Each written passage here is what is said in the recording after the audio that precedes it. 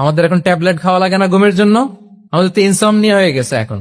কিন্তু আজ থেকে বেশি দূরে না, 30 বছর আগের একটা গ্রামীণ পরিবেশের রাত 8টার পরিবেশ হচ্ছে সবাই ঘুম। আমরা তারও 2 বা 3 ঘন্টা পরে ডিনার করব, কিন্তু ওনাদের মাগরিবের আগে বা পরে ডিনার করে ফেলছে। এশার নামাজ পরেই কি 1-2 জন না, পুরো গ্রাম জামাতে ঘুম, পুরো গ্রাম জামাতের সাথে ঘুম। তো যে লোকটা 8টার দিকে ঘুমালো ও উঠবে কখন বলেন? রাত 3টার পর ওর ঘুম আসবে?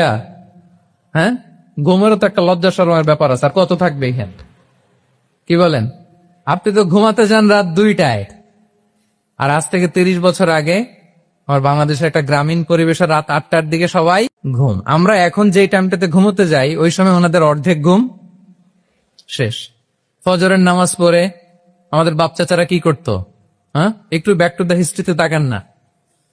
ফজরের নামাজ পড়ে এক বল পান্তা ভাত খাইতো। আমরা তো এখন এতটুক খাইলে আমাদের এটা বার্ন করার জন্য দৌড়াইতে হয় 5 কিলো, জিমনেশিয়ামে যাইতে হয়, কত আয়োজন, কত ওয়ার্কআউট করা লাগে। এক বল কাঁচামরিচ দিয়ে, পোড়ামরিচ দিয়ে ভাত খেয়ে চলে যাইতো ফসল খেতে। দুপুরে আবার এক বল, খাইতে বসলেই এক বল। আমরা সারা মাসে খেতে পারি না এক বল। আচ্ছা, কি খেত? খাওয়ার আইটেমটা দেখেন তো, কোন ফরমালিন আছে? কথা বলেন। কোন মেডিসিন ছিল না, একেবারে ফ্রেশ, হ্যাঁ, পিওর অর্গানিক।